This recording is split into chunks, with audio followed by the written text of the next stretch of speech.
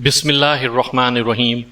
सामईन कराम, आप सुन रहे हैं उर्दू कहानी कज बख्त, जिसके मुसन्निफ़ हैं मिर्ज़ा अमजद बेग एडवोकेट, और ये इस सिलसिले की पहली किस्त है। मुझे उम्मीद है आपको मेरी ये काविश भी पसंद आएगी। आपने अगर अभी तक मेरा चैनल कहानी घर सब्सक्राइब नहीं किया तो अभी मेरे चैनल को सब्सक्राइब करके बेल नोटिफिकेशन ऑन कर लीजिए, ताकि आने वाली हर नई कहानी की इत्तला बर वक्त आप तक पहुँच सके। आपकी इत्तला के लिए मैं अर्ज़ करता चलूँ कि इस कहानी की तमाम इकसात बिल तरतीब सुनने के लिए मुकम्मल प्ले लिस्ट का लिंक डिस्क्रिप्शन में मौजूद है। मार्च के महीने का आगाज़ हो चुका था। सर्दी मुकम्मल तौर पर गई थी, ना ही पूरी तरह गर्मी शुरू हुई थी। मौसम खासा मोतदिल और खुशगवार हो रहा था। मैं हस्बे मामूल अपने दफ्तर में बैठा पेशा वाराना जिम्मेदारी निभा रहा था कि मेरी सेक्रेटरी ने इंटरकॉम पर इत्तला दी, सर फरीदी साहब आपसे मिलना चाहते हैं। कौन फरीदी साहब?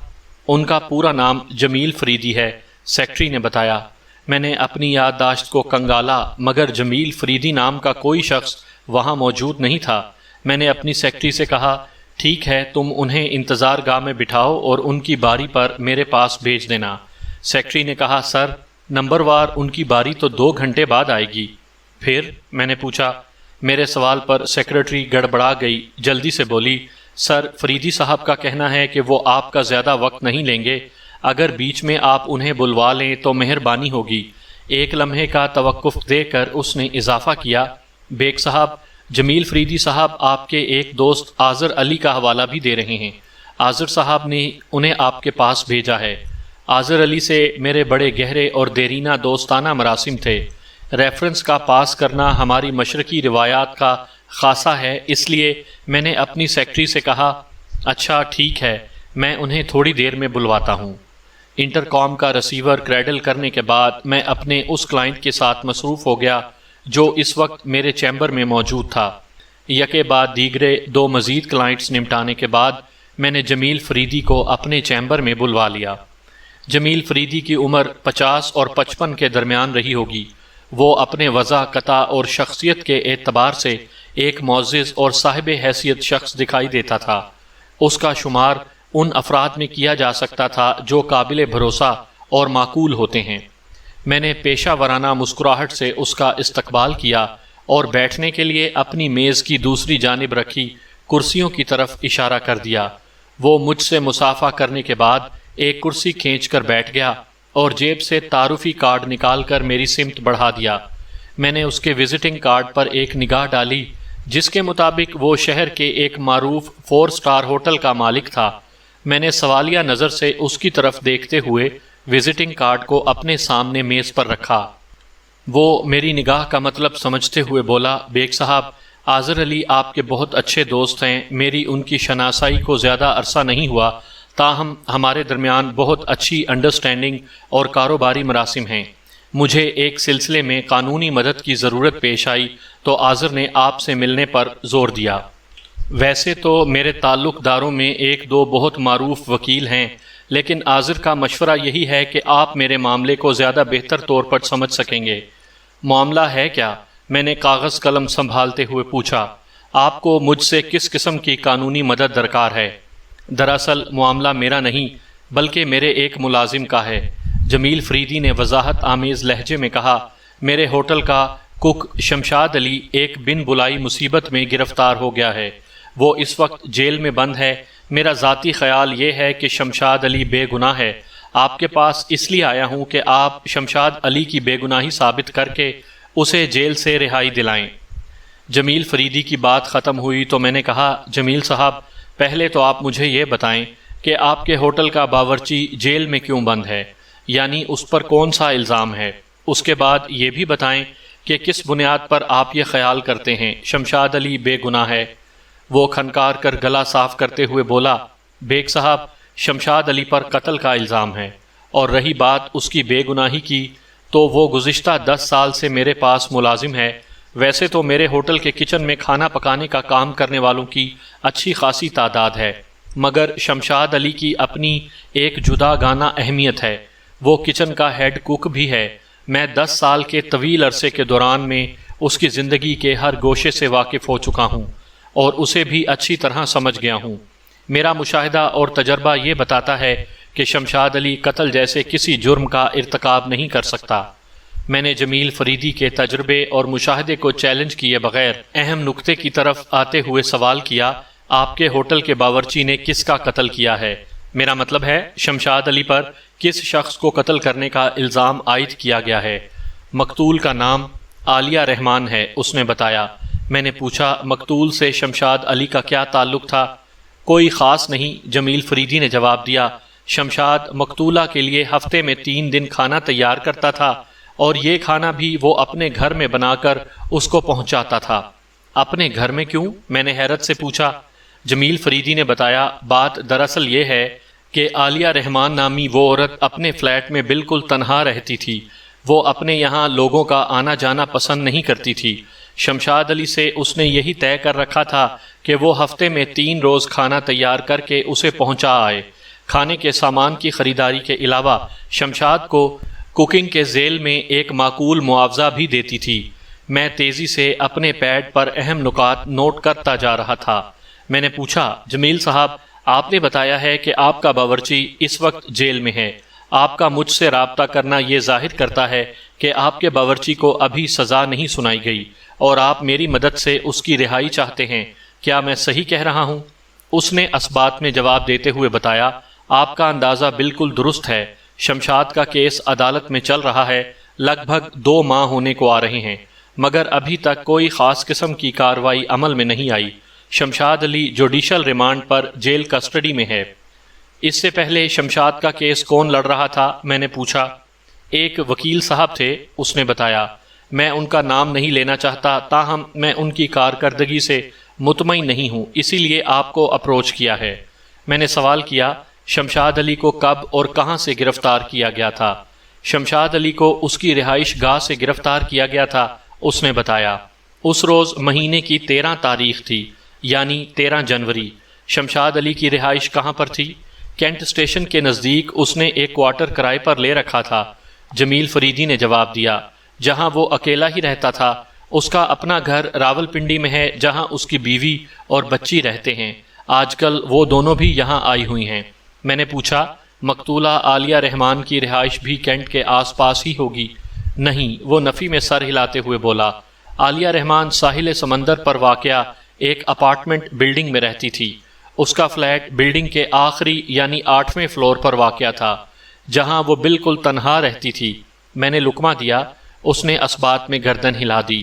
میں نے پوچھا، عالیہ رحمان کو کب قتل کیا گیا؟ 8 جنوری کو، اس نے جواب دیا۔ 8 جنوری کو قتل کا واقعہ پیش آیا؟ میں نے سوچ میں ڈوبے ہوئے لہجے میں کہا، مگر شمشاد علی کی گرفتاری 13 جنوری کو عمل میں آئی۔ یہ 5 دن کی تاخیر کس خوشی میں کی گئی؟ جمیل فریدی نے بتایا، بیگ صاحب، بات دراصل یہ ہے کہ عالیہ رحمان کو قتل تو 8 جنوری کو رات ہی میں کیا گیا تھا، تاہم اس کی لاش کا سراغ 13 جنوری کو ملا۔ اس کے بعد ہی شمشاد علی کو گرفتار کیا گیا۔ مقتولہ کی لاش موت واقع ہونے کے 5 روز بعد دریافت کی گئی۔ میں نے بدستور کاغذ پر قلم چلاتے ہوئے کہا، اور اس کے بعد اسی روز آپ کے ہیڈ کوک مسٹر شمشاد علی کو گرفتار کر لیا گیا۔ عالیہ رحمان کے قتل کا الزام شمشاد پر عائد کرنے کی کیا وجہ تھی؟ وہ میرے سوال کا مقصد سمجھ گیا۔ اسبات میں سر ہلاتے ہوئے بولا، بیگ صاحب، پولیس نے 13 جنوری کو مقتول کے فلیٹ کا دروازہ توڑ کر دروازے کا لاک توڑ کر عالیہ رحمان کی لاش دریافت کی تھی۔ فلیٹ کی اندرونی حالت سے بخوبی اندازہ ہوتا تھا کہ وہ سیدھی ڈکیتی اور قتل کی واردات تھی۔ ایک لمحے کو وہ سانس لینے کی خاطر رکا، پھر بات جاری رکھتے ہوئے بولا، فوری طور پر شمشاد علی کو گرفتار کرنے کی وجہ یہ تھی کہ موقع واردات پر شمشاد علی کا ہوٹل کارڈ پڑا پایا گیا تھا۔ اس کارڈ کی مدد سے پولیس والے پہلے ہوٹل پہنچے۔ جب انہیں معلوم ہوا کہ شمشاد علی چھٹی کر کے گھر جا چکا ہے تو انہوں نے شمشاد کے ایک ساتھی سے اس کے کوارٹر کا پتہ معلوم کیا، پھر وہ اس کے گھر جا دھمکے اور اسے گرفتار کر کے اپنے ساتھ تھانے لے گئے۔ آپ کی فراہم کردہ معلومات خاصی سنسنی خیز اور دلچسپ ہیں۔ میں نے 4 اسٹار ہوٹل کے مالک جمیل فریدی کو دیکھتے ہوئے کہا، لیکن بہتر ہوگا کہ آپ مجھے اس کیس کے بارے میں تفصیلاً بتائیں تاکہ میں شمشاد علی کی پوزیشن اور حیثیت کا تعین کر سکوں۔ وہ بولا، میں اس سلسلے میں جو کچھ جانتا ہوں وہ تو آپ کو ابھی بتا دیتا ہوں، مگر بہتر ہوگا آپ شمشاد علی سے بھی ایک ملاقات کر لیں، اصل اور تفصیلی کہانی تو آپ کو وہی سنائے گا۔ اس سے بھی میں ضرور ملوں گا، میں نے اسبات میں سر ہلاتے ہوئے کہا۔ جمیل فریدی نے پوچھا، کیا شمشاد سے ملاقات کے لیے آپ جیل جائیں گے؟ میں نے اس کے سوال کا جواب دینے کے بجائے الٹا سوال کر دیا، آئندہ پیشی کب ہے؟ 2 روز بعد، جمیل فریدی نے جواب دیا۔ میں نے مطمئن لہجے میں کہا، تب پھر جیل جانے کی کوئی ضرورت نہیں، میں وہیں عدالت میں اس سے اہم اور کام کی باتیں معلوم کر لوں گا۔ ایک لمحے کو رک کر میں نے جمیل فریدی سے کہا، فی الحال آپ کو جو کچھ معلوم ہے اس سے مجھے آگاہ کر دیں۔ آئندہ 15-20 منٹ میں اس نے مجھے کافی مفید معلومات فراہم کی اور اپنی گفتگو سمیٹتے ہوئے کہا، بیگ صاحب، میرے ہوٹل کے کھانے غیر معمولی شہرت کے حامل ہیں اور اس شہرت کے حصول میں شمشاد برابر کا حصے دار ہے۔ میں اس کی خدمات کو فراموش نہیں کر سکتا، لہٰذا آپ یوں سمجھیں کہ اس کیس کے سلسلے میں آپ کی فیس سے لے کر عدالتی اخراجات تک جو بھی رقم خرچ ہوگی وہ میں اپنی جیب سے ادا کروں گا۔ میں اپنی رقم خرچ کروں گا، آپ اپنی پیشہ ورانہ مہارت کو کام میں لائیں، انشاءاللہ شمشاد علی باعزت بری ہو جائے گا۔ میں نے اپنی فیس کی رقم وصول کر کے اسے رسید دے دی اور وہ میرا شکریہ ادا کر کے رخصت ہو گیا۔ 2 روز بعد شمشاد علی جب عدالت میں پیش ہوا تو میں نے اس کی حفاظت پر متعین سپاہی کی مٹھی گرم کر کے شمشاد علی سے ایک بھرپور ملاقات کر لی۔ ساتھ ہی میں نے وکالت نامے پر ملزم کے دستخط بھی لے لیے تھے۔ بعد ازاں میں نے متعلقہ عدالتی عملے سے کیس کی نقل بھی حاصل کر لی تھی۔ میں یہ بات پہلے ہی معلوم کر چکا تھا کہ آئندہ پیشی 1 ماہ بعد تھی۔ یہ مدت میرے لیے بہت زیادہ تھی۔ اس دوران میں بڑی تفصیل اور باریک بینی سے کیس فائل کا مطالعہ کر سکتا تھا اور میں نے ایسا ہی کیا۔ ملزم شمشاد علی سے ہونے والی ملاقات اور اس کے مقدمے کی فائل کے مطالعے سے مجھے جو معلومات حاصل ہوئیں اس میں سے غیر ضروری باتیں حذف کر کے میں ایک خلاصہ قسم کا جائزہ یہاں پیش کرتا ہوں تاکہ سامعین اس مقدمے کے پس منظر سے اچھی طرح آگاہ ہو سکیں۔ یہ وضاحت کرتا چلوں کہ ان میں سے بہت سی باتیں مجھے بعد میں معلوم ہوئی تھیں اور چند ایک نہایت ہی اہم معلومات کی تفصیلات میں نے اپنے مخصوص ذرائع سے حاصل کی تھیں۔ ملزم یعنی میرا موکل شمشاد علی راولپنڈی کے کسی نواحی گاؤں کا رہنے والا تھا اور ایک طویل عرصے سے کراچی میں نوکری کر رہا تھا۔ جمیل فریدی کے بیان کے مطابق وہ اس کے ہوٹل میں 10 سال سے کام کر رہا تھا۔ شمشاد کی عمر لگ بھگ 40 سال تھی۔ اس کی بیوی بشرا اور بیٹی کلثوم راولپنڈی میں رہتے تھے۔ تاہم شمشاد پر نازل ہونے والی اس افتاد کا سن کر وہ دونوں کراچی چلی آئی تھیں اور ان دنوں اس کے کینٹ والے کوارٹر ہی میں ٹھہری ہوئی تھیں۔ واقعات کے مطابق شمشاد ہوٹل کی ملازمت کے علاوہ مقتولہ عالیہ رحمان کے لیے بھی کوکنگ کا کام کرتا تھا۔ مقتولہ اس کے علاوہ سودا سلف کے لیے اسے ایک معقول رقم دیتی تھی۔ شمشاد مقتولہ کے بتائے ہوئے مینیو کے مطابق کھانے تیار کر کے ہفتے میں 3 روز اس کے گھر پہنچا دیتا تھا۔ یہ 3 روز مخصوص تھے، یعنی پیر، بدھ اور جمعہ۔ یہ ڈیوٹی وہ کم و بیش 4 سال سے انجام دے رہا تھا۔ وہ سال میں صرف 1 مرتبہ اپنے آبائی گاؤں ہفتے بھر کے لیے جاتا تھا اور بیوی بچوں سے مل کر واپس آ جاتا تھا۔ اس مقصد کے لیے اسے ہوٹل کے ساتھ ساتھ مقتولہ سے بھی چھٹی لینا پڑتی تھی۔ تاہم یہ ہفتے کی چھٹی صرف 3 دن پر مشتمل ہوتی تھی۔ مقتولہ عالیہ رحمان اپنے فلیٹ میں بالکل تنہا رہتی تھی۔ حاصل شدہ معلومات کے مطابق وہ قریب 5 سال سے اسی فلیٹ میں رہائش پذیر تھی۔ مقتولہ کا آس پڑوس یا بلڈنگ کے دیگر مکینوں سے کسی قسم کا کوئی میل تال نہیں تھا۔ وہ انتہائی ریزرو رہنے والی عورت تھی۔ ویسے بھی وہ معاشرے کے جس طبقے اور انسانوں کی جس کلاس میں قیام پذیر تھی، وہاں صرف اپنے کام سے کام رکھا جاتا تھا۔ کوئی ایک دوسرے کی ٹو میں نہیں رہتا اور کسی کو اس بات سے کوئی مطلب نہیں ہوا کہ اس کی پڑوس میں کون آباد ہے اور اس کی مصروفیات کیا ہیں۔ یہ سب اپنے آپ میں مگن رہنے والے لوگ ہوتے ہیں اور اپنے معاملات میں کسی دوسرے کی مداخلت پسند نہیں کرتے۔ مقتولہ کے فلیٹ پر صرف 4 افراد کا آنا جانا تھا۔ نمبر 1 سلیم قدوسی۔ یہ شخص ایک بوتیک کا مالک تھا۔ سلیم قدوسی کی عمر 50 کے قریب تھی اور اس کی بوتیک بہادر آباد کے ایک علاقے میں واقع تھی۔ مقتولہ اعلیٰ درجے کی ڈریس ڈیزائنر بھی تھی۔ سلیم قدوسی اسی سلسلے میں اسے ملنے آتا تھا، تاہم اس کی آمد کے لیے ہفتے میں صرف 2 دن مخصوص تھے، پیر اور جمعرات۔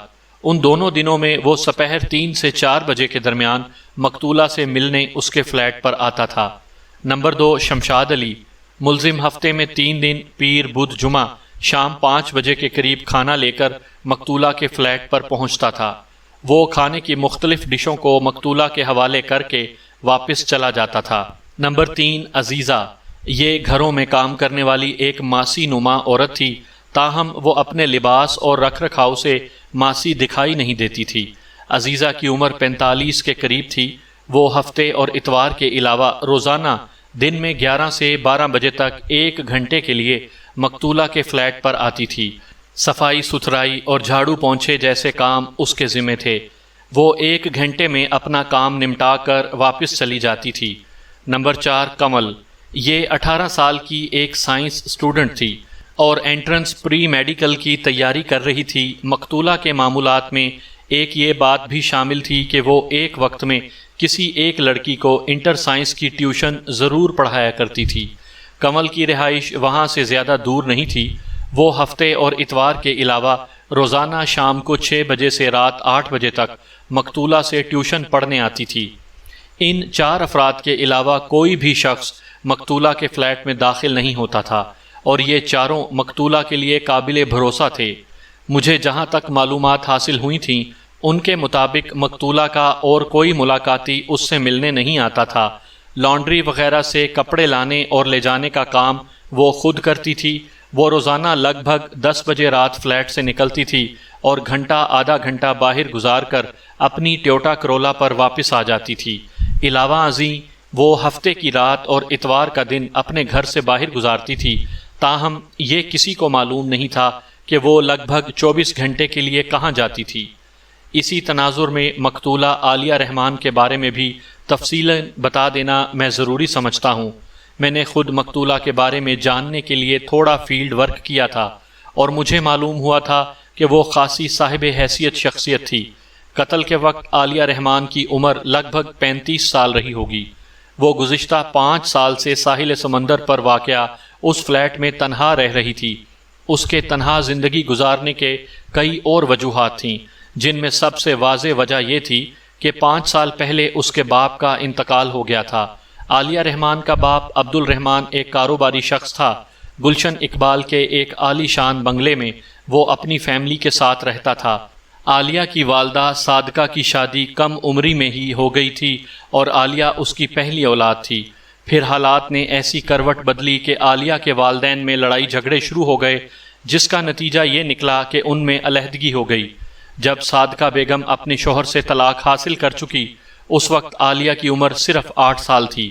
عبد الرحمان نے حد الوسع کوشش کی کہ صادقہ اسے چھوڑ کر نہ جائے، مگر اس کی یہ کوشش ناکامیاب رہی تھی۔ صادقہ نے طلاق کے کچھ عرصے بعد ایک ممتاز صنعت کار جمشید غوری سے شادی کر لی تھی۔ یہ بھی سننے میں آیا تھا کہ صادقہ جمشید غوری کی محبت میں مبتلا ہو گئی تھی۔ عالیہ رحمان اپنے باپ کے پاس رہ گئی تھی۔ اس کے باپ نے بھی کچھ عرصے بعد فہمیدہ نامی ایک لڑکی سے شادی کر لی تھی، جس سے اب عبد الرحمان کے 3 بچے تھے۔ 26 سالہ فرقان، جس نے امریکہ کے ایک میڈیکل کالج سے MD ڈاکٹر آف میڈیسن کی ڈگری حاصل کرنے کے بعد وہیں کے ایک ہسپتال میں ملازمت کر لی تھی۔ اس سے چھوٹا 23 سالہ عدنان تھا، جو اپنے بڑے بھائی کی ضد ثابت ہوا تھا۔ اس نے بمشکل رو دھو کر انٹر کیا تھا اور پڑھائی چھوڑ کر آوارہ گردی کو اپنا شعار بنا لیا تھا۔ لوفر لڑکوں کی صحبت میں وہ سگریٹ نوشی، چوری، دنگا فساد، آوارہ گردی اور لڑکیوں کو تنگ کرنے جیسے تمام قابل مذمت کاموں میں ماہر ہو گیا تھا۔ عبد الرحمان اس کی حرکتوں سے نالاں رہتا تھا۔ لڑکیوں کے ذیل میں ایک ایسا شرمناک واقعہ پیش آیا جسے عبد الرحمان برداشت نہ کر سکا۔ اسے شدت غم سے دل کا دورہ پڑھا، جو بعد ازاں جان لیوا ثابت ہوا۔ عدنان سے چھوٹی ایک بہن تھی، فوزیہ نامی۔ اس لڑکی نے حال ہی میں میٹرک پاس کیا تھا۔ فوزیہ کی عمر کم و بیش 15 سال تھی۔ عبد الرحمان نے اپنی زندگی میں ایک اچھا کام یہ کیا تھا کہ اپنی دولت و جائیداد کے معاملات کی تقسیم کا مسئلہ صاف کر دیا تھا۔ اس نے ایک وکیل کی مدد سے وصیت تیار کروا لی تھی تاکہ اس کی موت کے بعد اولاد اور بیوی میں کسی قسم کا تنازع نہ اٹھ کھڑا ہو۔ 5 سال قبل جب عبد الرحمن کا انتقال ہوا، مقتولہ عالیہ رحمان اپنی سوتیلی ماں اور بہن بھائی کے ساتھ گلشن اقبال والے بنگلے میں رہتی تھی، مگر والد کی وفات کے بعد وہ وصیت کے مطابق اپنا حصہ لے کر الگ ہو گئی۔ عالیہ رحمان کے حصے میں لگ بھگ 20 لاکھ روپے آئے تھے۔ 25-30 سال پہلے یہ بہت بڑی رقم تھی۔ عالیہ نے چونکہ بالکل الگ تھلگ رہنے کا فیصلہ کر لیا تھا، چنانچہ سب سے پہلے اس نے اپنی رہائش کا بندوبست کیا۔ ساحل سمندر پر واقع ایک خوبصورت اپارٹمنٹ بلڈنگ میں اس نے 8 لاکھ روپے کا ایک فلیٹ خریدا۔ آج کل اس نوعیت کے فلیٹ کی قیمت کم و بیش 25 لاکھ ہوگی۔ 3 لاکھ کی رقم سے عالیہ نے ایک شاندار گاڑی خریدی۔ 8 لاکھ روپے ایک محفوظ ترین اسکیم میں انویسٹ کر دیے، جہاں سے اسے منافع کے طور پر 10,000 روپے ماہانہ آمدنی ملنے لگی۔ باقی رقم اس نے فلیٹ کی ڈیکوریشن اور اپنے زیورات و ملبوسات پر خرچ کر ڈالی۔ عالیہ رحمان نے BSc کے بعد انگلش میں ماسٹرز کیا ہوا تھا۔ علاوہ ازیں وہ ایک اعلیٰ پائے کی ڈریس ڈیزائنر بھی تھی۔ فلیٹ میں منتقل ہونے کے بعد اس نے خود کو مصروف رکھنے کے لیے ٹیوشن کے ساتھ ساتھ ڈریس ڈیزائننگ بھی شروع کر دی۔ اس طرح اسے ایک معقول آمدنی بھی ہو جاتی تھی۔ یہ کام وہ ایک اصول کے تحت کرتی تھی، یعنی وہ صرف ایک ہی بوتیک کے لیے ڈیزائننگ کرتی تھی۔ بوتیک کا مالک سلیم قدوسی مقررہ دنوں میں مخصوص اوقات پر اس کے پاس آتا تھا۔ اسی طرح وہ ایک وقت میں صرف ایک اسٹوڈنٹ کو فزکس، کیمسٹری، بایولوجی اور انگلش کی ٹیوشن پڑھاتی تھی، جس کے لیے اس نے ایک خاص وقت مقرر کر رکھا تھا۔ مقتولہ اپنے قائم کردہ اصولوں اور ضابطوں کے مطابق کم و بیش 5 سال سے اس قسم کی زندگی گزار رہی تھی کہ ایک روز اسے قتل کر دیا گیا۔ عالیہ رحمان کے قتل کے الزام میں باورچی شمشاد علی کو گرفتار کر کے مقدمہ چلایا گیا، جس کے نتیجے میں ملزم شمشاد علی جوڈیشل ریمانڈ پر جیل کی سلاخوں کے پیچھے چلا گیا تھا۔ واقعات کے مطابق مقتولہ کی لاش تک پہنچنے کے لیے پولیس والوں کو اس کے فلیٹ کا لاک توڑنا پڑا تھا۔ پولیس والوں کو اطلاع دینے والا مقتولہ کا پڑوسی ظہیر خان تھا، جو فلیٹ نمبر 802 میں رہتا تھا۔ عالیہ رحمان کے فلیٹ کا نمبر 801 تھا۔ مقتولہ کے بالکل سامنے 804 میں ایک بینکار مقبول حسین رہتا تھا، جبکہ ظہیر خان کے سامنے یعنی 803 میں نادر علی نامی ایک شخص اپنی فیملی کے ساتھ رہائش پذیر تھا۔ اس بلڈنگ میں ایک فلور پر صرف 4 فلیٹ ہی بنے ہوئے تھے۔ وہ فلور اس بلڈنگ کا آخری فلور تھا۔ ظہیر خان کسی ملٹی نیشنل کمپنی میں جنرل مینیجر تھا۔ 13 جنوری منگل کی رات اس کے فلیٹ کی گھنٹی بجی۔ اس وقت 6 بجے تھے۔ ان دنوں 5:30 بجے کے قریب سورج غروب ہو جاتا تھا اور اس وقت مکمل اندھیرا ہو چکا تھا۔ ظہیر خان کے ملازم نے گھنٹی کی آواز پر دروازہ کھولا تو سامنے کنول کو اپنے والد کے ساتھ کھڑے پایا۔ ظہیر کا ملازم عبد الکریم کنول کو مقتولہ کی اسٹوڈنٹ کے حوالے سے جانتا تھا۔ عبد الکریم ایک فل ٹائم گھریلو ملازم تھا، جو باورچی ہونے کے ساتھ ساتھ دیگر چھوٹے موٹے کام بھی کرتا تھا۔ وہ اپنی نوجوانی کی عمر سے ظہیر خان کے گھر میں رہ رہا تھا۔ وہ اس دنیا میں تنہا تھا۔ عنقریب ظہیر کے توسط سے اس کی شادی بھی ہونے والی تھی۔ جی فرمائیں، عبد الکریم نے سوالیہ انداز میں کہا۔ کنول کے والد نے کہا، میں اس گھر کے مالکوں سے ملنا چاہتا ہوں۔ عبد الکریم نے ایک نظر کنول کو دیکھتے ہوئے اس کے والد نفیس احمد سے کہا، آپ اندر آ جائیں۔ اس کے ساتھ ہی اس کے داخلے کا راستہ چھوڑ دیا۔ چند لمحوں کے بعد کنول اور نفیس احمد ظہیر خان کے ڈرائنگ روم میں گداز صوفوں پر براجمان ہو چکے تھے۔ عبد الکریم انہیں ڈرائنگ روم میں بٹھا کر اندر اطلاع دینے چلا گیا اور تھوڑی دیر بعد ظہیر خان بنفس نفیس وہاں موجود تھے۔ ظہیر خان عام طور پر رات دیر سے گھر آتا تھا، تاہم اس روز اس کی طبیعت ناساز تھی، اس لیے وہ سر شام ہی دفتر سے نکل آیا تھا۔ کنول اور نفیس احمد اس کے لیے اجنبی تھے۔ اس کے چہرے کے تاثرات سے یہی اندازہ ہوتا تھا کہ کنول کو بھی وہ آج پہلی مرتبہ ہی دیکھ رہا تھا۔ ظہیر خان کے چہرے پر موجود الجھن کو رفع کرنے کے لیے نفیس احمد نے کہا، میرا نام نفیس احمد ہے اور میں یہاں سے تھوڑے فاصلے پر واقع ایک بلڈنگ میں رہتا ہوں۔ میں امپورٹ ایکسپورٹ کا بزنس کرتا ہوں۔ پھر اس نے اپنے قریب بیٹھی کنول کی جانب اشارہ کرتے ہوئے بتایا، یہ میری بیٹی ہے جو آپ کے پڑوس میں عالیہ رحمان نامی خاتون سے ٹیوشن پڑھنے آتی تھی۔ ظہیر خان کا چہرہ بدستور الجھن زدہ خیالات کی غمازی کر رہا تھا۔ اس نے قدرے اکتاہٹ آمیز لہجے میں کہا، محترم، میں ابھی تک آپ کے آنے کا مقصد نہیں سمجھ پایا ہوں۔ میں اسی طرف آ رہا ہوں، نفیس احمد نے شائستہ لہجے میں کہا۔ دراصل بات یہ ہے کہ میری بیٹی اپنی ٹیوٹر کی طرف سے بہت پریشان رہتی ہے۔ یہ ہفتے اور اتوار کے علاوہ روزانہ 6 سے 8 بجے تک عالیہ رحمان سے ٹیوشن پڑھنے آتی ہے۔ آخری مرتبہ بھی جمعرات 8 جنوری کو پڑھ کر گئی تھی۔ جمعے کے روز یہ پڑھنے آئی تو کئی مرتبہ گھنٹی بجانے کے باوجود بھی دروازہ نہیں کھولا گیا، حالانکہ ایسا کبھی نہیں ہوا تھا کہ دوسری مرتبہ گھنٹی بجانے کی ضرورت محسوس ہوتی۔ ایک لمحے کو نفیس احمد سانس لینے کے لیے رکا، پھر بات جاری رکھتے ہوئے بولا، بہرحال کنول واپس گھر چلی گئی۔ اس نے یہی خیال کیا کہ ممکن ہے عالیہ رحمان گھر میں موجود ہی نہ ہو۔ اپنے اس خیال پر اسے الجھن بھی محسوس ہوئی تھی، کیونکہ اس قسم کا اتفاق پہلے کبھی پیش نہیں آیا تھا۔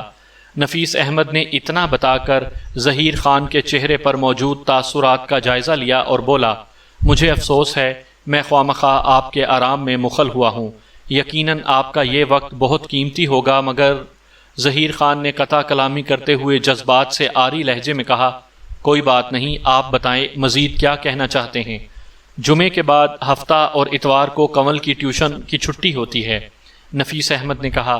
پیر 12 جنوری یعنی گزشتہ روز مقررہ وقت پر کنول اپنی ٹیوٹر کے دروازے پر پہنچی تو اسے جمعے والی صورتحال کا سامنا کرنا پڑا۔ کئی مرتبہ گھنٹی بجانے پر بھی عالیہ رحمان نے دروازہ نہیں کھولا اور کنول مایوس ہو کر واپس چلی گئی۔ آج یہ مجھے بھی اپنے ساتھ لائی ہے۔ نفیس احمد نے ذرا توقف کر کے ظہیر خان کی آنکھوں میں دیکھا اور سلسلہ کلام کو جاری رکھتے ہوئے کہا، آپ کو حیرت ہوگی جناب، آج بھی وہی صورتحال ہے۔ میں خود متعدد بار گھنٹی بجا چکا ہوں، لیکن جواب ندارد۔ اس میں میرے لیے حیرت کی کون سی بات پوشیدہ ہے؟ ظہیر خان نے بیزاری سے پوچھا۔ نفیس احمد نے کہا، جناب عالیہ رحمان آپ کی پڑوسی ہے اور دیکھیں نفیس صاحب، ظہیر اس کی بات کاٹتے ہوئے بولا، ٹھیک ہے، عالیہ رحمان نامی وہ عورت میری پڑوسن ہے، مگر ہم پڑوسیوں کے معاملات و معمولات پر نظر نہیں رکھتے۔ میں نہیں جانتا عالیہ رحمان جب اپنے فلیٹ میں ہوتی ہے تو کیا کرتی ہے اور جب یہاں نہیں ہوتی تو کہاں جاتی ہے۔ ظہیر خان کی اکتاہٹ کے پیش نظر نفیس احمد نے کہا، جناب ممکن ہے آپ کے گھر کے کسی اور فرد کو عالیہ رحمان کے غیاب کے بارے میں کچھ معلوم ہو، ہم دراصل اس کی خیریت جاننے کے لیے بے چین ہیں۔ ظہیر نے وہیں بیٹھے بیٹھے عبد الکریم کو آواز دی۔ وہ اس وقت کچن میں موجود تھا۔ کچن ڈرائنگ روم کے نزدیک ہی واقع تھا۔ اپنے مالک کی آواز پر ملازم فوراً اس کی خدمت میں حاضر ہو گیا۔ ظہیر خان نے کہا، کریم، بیگم صاحبہ تو اس وقت گھر پر موجود نہیں ہیں، بچے بھی ان کے ساتھ ہی گئے ہوئے ہیں۔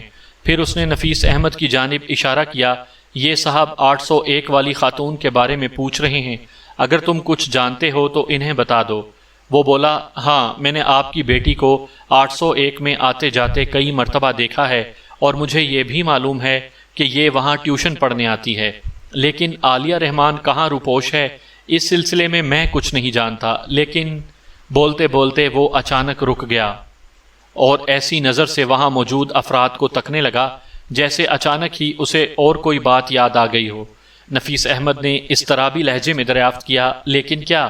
وہ ایک انگلی سے اپنی کھوپڑی کو بجاتے ہوئے بولا، لیکن یہ کہ عالیہ رحمان واقعی اپنے فلیٹ سے غائب ہے۔ غائب ہے؟ کہاں؟ نفیس احمد نے استفسار کیا۔ ظہیر خان نے پوچھا، کریم، آخر تم کیا کہنا چاہتے ہو؟ جناب، میں تو اتنا جانتا ہوں کہ وہ چند دنوں سے اپنے فلیٹ پر موجود نہیں، لیکن وہ کہاں گئی ہے اس بارے میں مجھے کچھ نہیں معلوم۔ تمہیں یہ بات کس طرح پتہ چلی کہ عالیہ رحمان چند دنوں سے اپنے فلیٹ پر موجود نہیں؟ ظہیر خان نے اپنے ملازم سے پوچھا۔